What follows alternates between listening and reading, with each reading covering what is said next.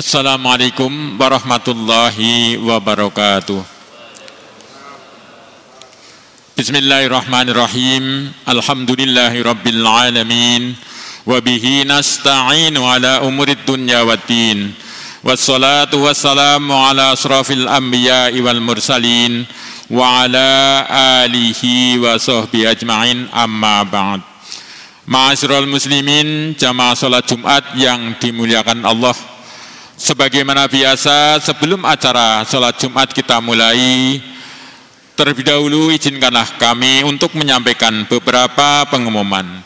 Sebelumnya, demi ketenangan dan kenyamanan dalam beribadah, kami mohon kepada para jamaah yang membawa alat komunikasi untuk sementara agar dinonaktifkan. Terima kasih.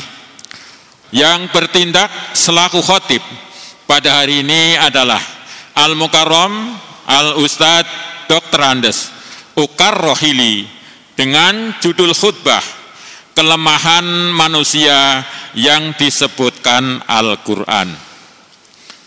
Muadzin Al-Ustadz Agustiar SGSSY, Imam Al-Ustadz Hasan Sayrozi SGSPDI.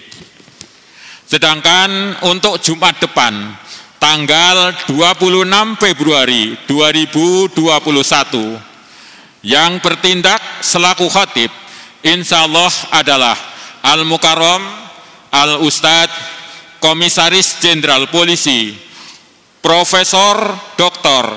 Haji Raiko Amelza Daniel MSI dengan judul khutbah Interaksi Sosial dan Kualitas Diri. Demikianlah pengumuman yang dapat kami sampaikan pada hari ini. Selanjutnya marilah kita laksanakan sholat Jumat dengan khusyuk dan tawadhu. Semoga Allah Subhanahu wa taala menerima amal ibadah kita. Amin ya rabbal alamin. Billahi taufik wal hidayah. Wassalamualaikum warahmatullahi wabarakatuh.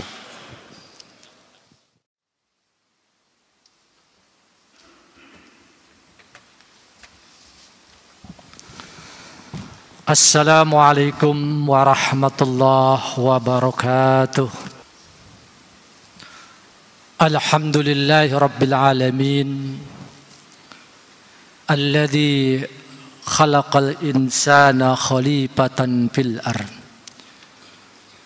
walladzi ja'ala kulla shay'in i'tibaran lil muttaqin, walladzi ja'ala fi qulubil mu'minina bahjatan wa surura. Asyhadu an la ilaha illallah wahdahu la syarika lah, wa asyhadu anna Muhammadan abduhu wa rasuluh. Allahumma fassalli wa sallim ala habibina wa syafina wa maulana Muhammadin wa ala alihi wa ashabihi ajma'in, amma ba'd. Faya ayyuhal hadirun, usini nafsi wa iyyakum bitaqwallah. Ittaqullah wab'alul khairat wajtanibu anis sayyiat. Faqala Allah ta'ala fi kitabil karim, a'udzu billahi minasy syaithanir rajim. Bismillahirrahmanirrahim. Ya ayyuhalladzina amanu taqullaha wa qulu qawlan sadida yuslih lakum a'malakum wa yaghfir lakum dhunubakum wa may yuti'illah wa rasulahu faqad faza fawzan adzima. Shadaqallahul adzim. Ma'asyiral muslimin rahimakumullah, senantiasa marilah kita meningkatkan rasa ketakwaan kita kepada Allah Subhanahu wa taala melalui menjalankan perintah-perintahnya semata-mata ikhlas karenanya, dan dengan sekuat lahir batin kita jauhi berbagai macam larangan-larangannya. Ma'asyiral muslimin rahimakumullah, manusia selain dijadikan oleh Allah sebagai khalifah yang diberikan kewenangan oleh Allah untuk mengelola bumi ini, memanfaatkan bumi ini, kemudian juga melihara bumi ini dan juga mencari iktibar di dalamnya, ada tugas yang lebih besar bagi seorang khalifah yang namanya manusia itu, yaitu tugas keagamaan. Hal ini sebagaimana difirmankan oleh Allah dalam surat Al-Ahzab, A'udzu billahi minasyaitonir rajim. Bismillahirrahmanirrahim. Inna 'aradna al-amanata 'alas samawati wal ardi wal jibal fa'abaina ayyahmilnaha wa asfaqna minha wa hamalahal insan. Yang artinya, sesungguhnya kami mengemukakan amanat tugas keagamaan ini kepada langit, kepada bumi dan kepada gunung-gunung. Tapi mereka enggan untuk menerima amanah ini dan mereka khawatir akan mengkhianatinya. Dan dipikullah amanat ini oleh manusia. Di satu sisi bahwa manusia begitu banyak mempunyai kelemahan-kelemahan yang diungkapkan oleh Allah dalam Al-Quran berkaitan dengan mengemban amanah ini. Memang pengembangan amanah agama ini tentu Allah berikan sesuai dengan kadar kemampuan dan tidak akan melebihi itu semua. La yukallifullahu nafsan illa wus'aha. Allah tidak membebani kepada seorang untuk memikul beban yang ia tidak sanggup untuk memikulnya. Kelemahan-kelemahan yang diungkap oleh Al-Quran terhadap pengembangan amanat ini kebanyakan adalah tabiat-tabiat buruk yang dimiliki oleh manusia. Dan hendaknya kita untuk berwaspada dan berusaha untuk mengikis kalau bisa untuk menghilangkan tabiat-tabiat buruk itu, agar dalam mengemban amanah itu kita mampu untuk bertanggungjawabkan di depan Allah Subhanahu wa taala.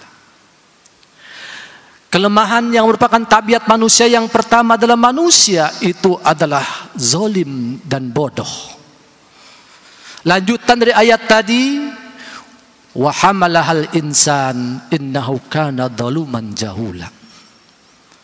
Amanat itu dipikul oleh manusia dan sesungguhnya manusia itu amat zalim dan bodoh. Padahal Allah Subhanahu wa taala menjelaskan dalam firman-Nya, jauhilah sifat zalim dan kikislah sifat bodoh. Karena kalau tidak, maka nanti akan Allah di hari kiamat akan menggiring orang-orang yang zalim itu ke dalam api neraka seraya Allah berfirman, uhsyurul ladzina zalamu wa azwajahum wa ma kanu ya'budun min dunillah fahduhum ila siratil jahim. Allah berfirman kepada malaikat, kumpulkan mereka, para orang-orang yang zalim dan sejawat-sejawat mereka, dan sembahan-sembahan mereka selain Allah, dan tunjukkan kepada mereka jalan menuju ke api neraka. Kemudian tabiat yang merupakan kelemahan manusia yang kedua adalah bahwa manusia itu adalah suka membantah atau sering membantah.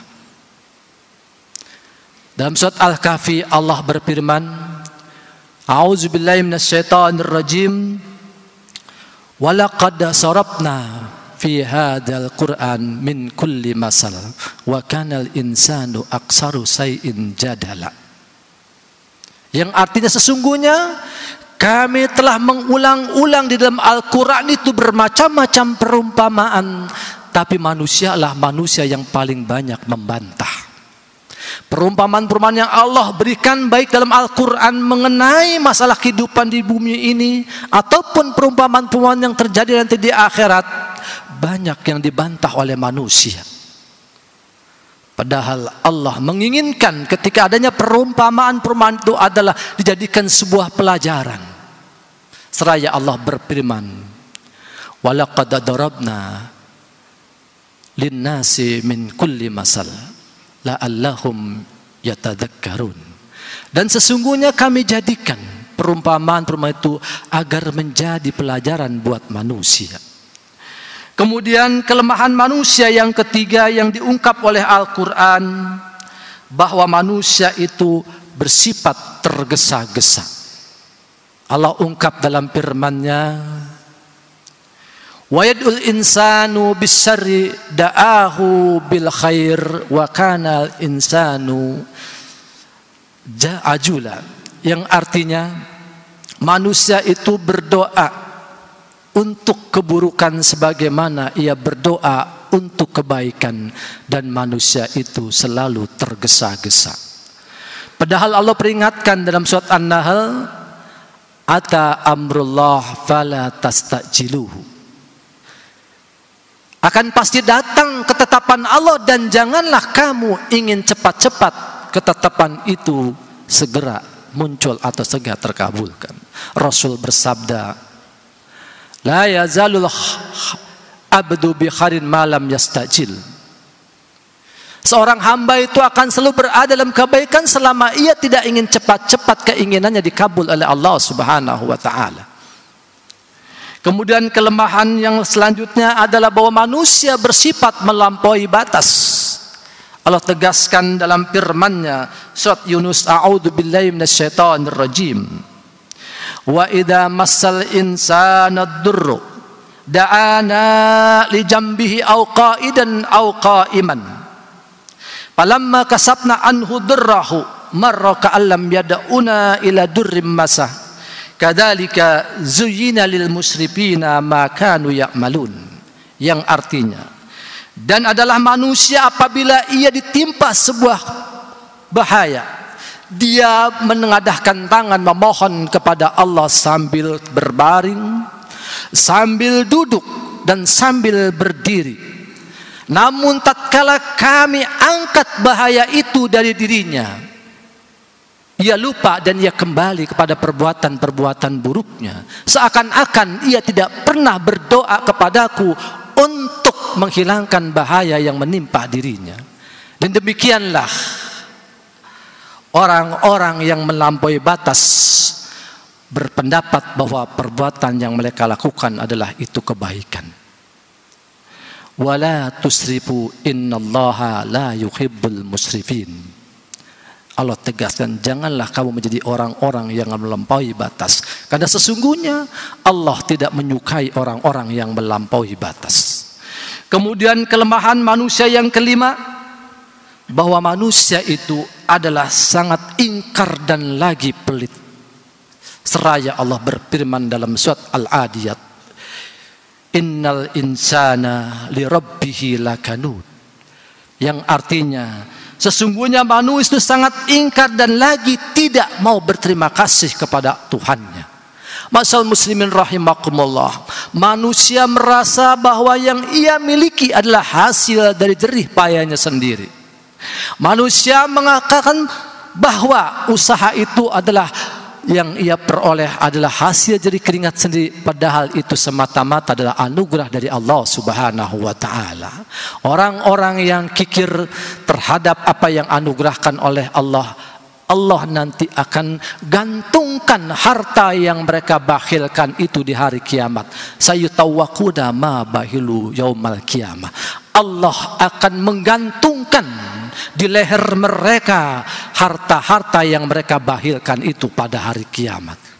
Kemudian yang keenam, bahwa tabiat manusia itu keluh kesah dan kikir.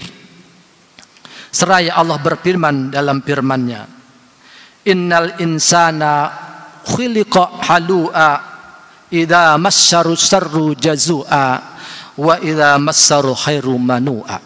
Yang artinya, sesungguhnya manusia itu diciptakan dalam keadaan keluh kesah lagi kikir. Apabila ia ditimpa kesusahan, dia berkeluh kesah, dan apabila ia mendapat kebaikan, ia amat kikir. Kemudian ketujuh adalah bahwa manusia bertabiat susah payah. Seraya Allah berfirman, laqad khalaqnal insana fi kabad. Sesungguhnya telah kami ciptakan manusia itu dalam keadaan susah payah.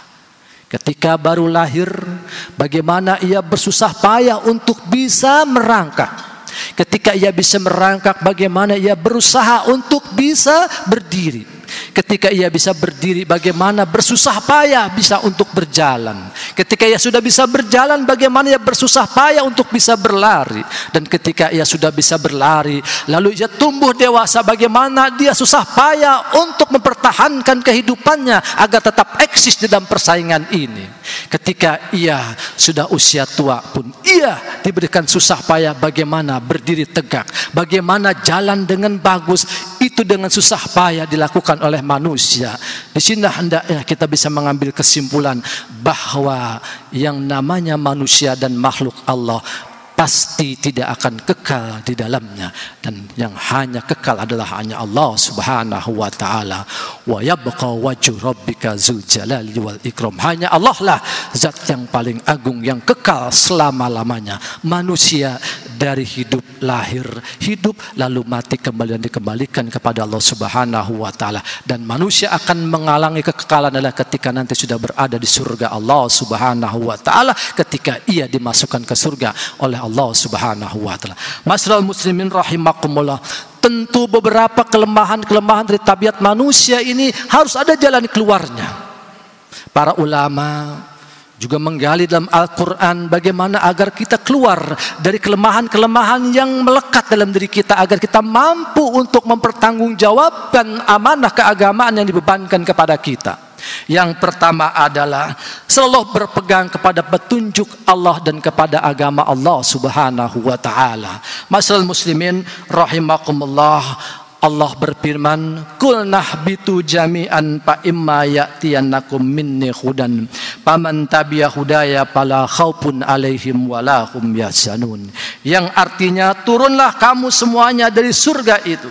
Kemudian jika datang petunjukku kepadamu, maka barang siapa yang mengikuti petunjukku niscaya tidak akan ada kekhawatiran dan tidak pula mereka dalam keadaan bersedih. Al-Baqarah ayat 38. Kemudian yang kedua adalah jalan keluar agar kita lepas dari yang seperti itu adalah selalu kita berada dalam ketaatan sesulit apapun kondisi yang melanda kita. Masyaallah muslimin rahimakumullah. Ketaatan di sini adalah tentu kita harus segera meraih kebaikan-kebaikan yang Allah janjikan. Wasyari'u ila magfiratin min rabbikum wa jannatin arduwas samawati uiddat lil muttaqin. Segeralah kamu menuju kepada ampunan Allah dan surganya yang dipersiapkan buat manusia, yang luasnya seluas langit dan bumi, dipersiapkan buat orang-orang yang bertakwa. Maka marilah kita sedikit merenungi apa yang diucapkan oleh seorang sahabat yang bernama Abdullah bin Ruwahah dalam rangka meningkatkan keimanannya yang luar biasa. Ketika Abdullah bin Ruwahah berada di pertempuran medan perang Mut'ah, di saat itu ia melihat dua sahabatnya yang merupakan pemimpin perangnya telah gugur mati syahid di medan perang. Lalu Ruwahah bin Hasan menjadi kecut, menjadi takut dalam hatinya. Lalu dia muncul perkataan dalam dirinya, wahai jiwa yang penakut ini, kalau surga sudah berada di depan mata, kenapa kita tidak segera untuk meraihnya? Sebuah ungkapan yang luar biasa. Ketika di dalam keadaan seperti itu, jiwanya dipompa, jiwanya dibangunkan, surga sudah di depan mata, maka haruskah kita tinggalkan yang sehingga Abdullah bin Ruwahah pun terjun ke medan perang dan beliau pun mati syahid di dalam peperangan itu dan meraih surga Allah Subhanahu wa taala. Kemudian yang terakhir adalah marilah kita jaga keimanan kita. Memang tentunya iman itu terkadang fluktuatif. Kadang tinggi, kadang rendah, kadang tebal, kadang tipis. Maka satu saat sahabat Hanzalah pun seperti itu. Dia mengadu kepada sahabat Abu Bakar, wahai Abu Bakar, aku ini termasuk orang yang celaka. Lalu Abu Bakar berkata, ada apakah wahai Hanzalah? Ya Abu Bakar, ketika aku jauh dari Rasulullah, imanku begitu lemah. Tapi ketika aku dekat dengan Rasulullah, imanku menjadi tinggi lagi. Lalu Abu Bakar pun mengatakan hal yang sama seperti itu. Dan jadilah mereka berdua menghadap Rasulullah SAW. Lalu Rasulullah bersabda kepada Hanzalah, selangkah wahai Hanzalah. Tentunya tren keimanan orang yang baik adalah tren yang selalu naik. Maka disinilah kita diuji oleh Allah. Kita diuji kecintaan kita kepada Allah. Sudahkah kecintaan kita kepada Allah melebihi cinta kita kepada yang selainnya? Dan ketika kita mencintai sesuatu yang lainnya adalah juga cinta karena Allah Subhanahu wa taala. Oleh karena itu, mari senantiasa kita asah diri kita, rohani kita untuk senantiasa berada di jalan Allah Subhanahu wa taala. Mudah-mudahan Allah memberikan kemampuan kepada kita untuk mengikis sifat-sifat buruk yang diungkap oleh Al-Quran, dan kita termasuk orang-orang yang menjadikan selalu berada dalam taufik dan hidayahnya, dan ketika berjumpa kepada Allah dalam keadaan husnul khatimah. Amin ya rabbal alamin. Inna ahsanal kalamullahil malikil mannan wa bi qawli yahtadil muhtadun. A'udzu billahi minasyaitonir rajim. Bismillahirrahmanirrahim. Wal asr innal insana lafi khusrin illa alladhina amanu wa amilus solihati wa tawasaw bil haqqi wa tawasaw bis sabr. Barakallahu li wa lakum bil Qur'anil adim wa nafa'ni wa iyyakum bima fi minal ayati wa dzikril hakim wa taqabbala minni wa minkum tilawatahu innahu huwal ghafurur rahim.